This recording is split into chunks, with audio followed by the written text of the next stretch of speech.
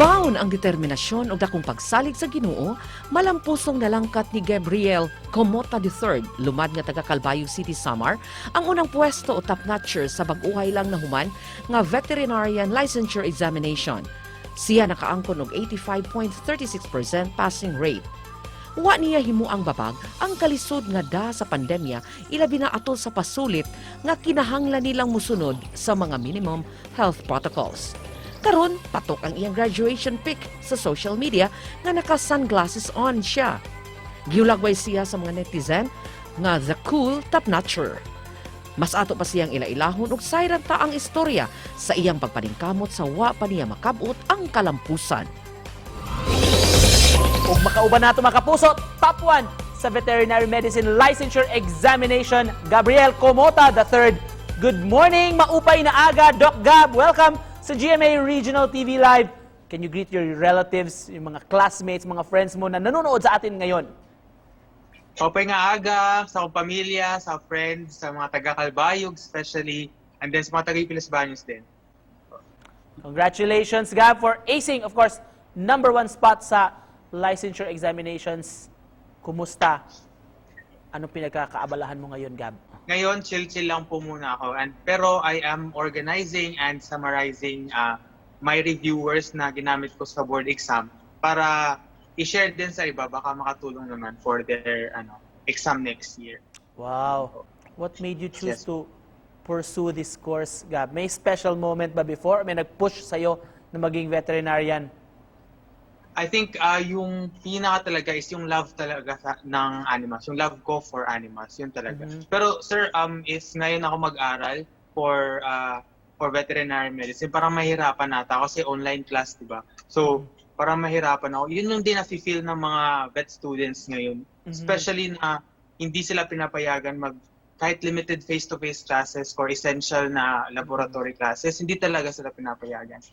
Kahit kung tutuusin, veterinarians ngayon in the midst of the pandemic, sobrang essential. Especially, madaming veterinarians ang expert in disease control and food safety and food security. So, yung health and yung food on your table, hindi po ba yun essential? So, yun yung concerns namin ngayon. Alright, let's talk about your grad pic.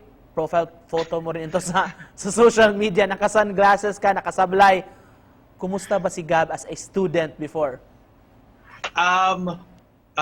Nung first few years ko, medyo, kasi pressure, may scholarship din, pero at the end, medyo naging chill na lang.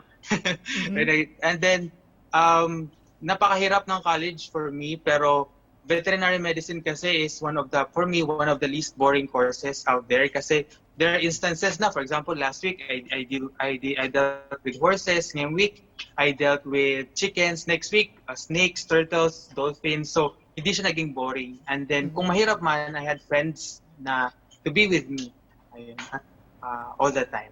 By the way, Gab, kumusta yung during the exam? How was the exam like? And then, how was it waiting for the results, Gab? Napakahirap po. Especially nung pumunta pa ako ng Cebu, iniswab ako. So, nag-worry talaga ako, paano ako mag-positive, di ako makapag-exam, tapos quarantine ako sa Cebu, malayo sa pamilya. So, napakahirap siya, pero at hindi ko in-expect na magtatap, at saka yung in-expect ko talaga baka babagsak kasi nahirapan talaga ako. On another note, what are your future plans?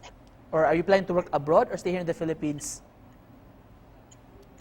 I want to stay in the Philippines, pero if given the opportunity to learn and expertise outside the country, why not po? And then I'll bring that expertise dito sa Philippines.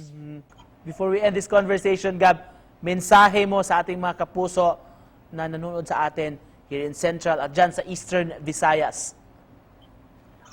Support our local farmers po. Eat local pork, eat local chicken, and eat local eggs po. Support our farmers. That's right. This is very worthy cause, of course. And thank you so much for joining us this morning, Gab. Sa pag-share na yung expertise din at of course, ang inspiration para sa ating mga viewers, mga future veterinarians din out there. Mga kapuso, nag-top 1 sa pasulit karong bag-o Gabriel Comota III. Congratulations and thank you, Gab! Thank you, sir. Bye-bye.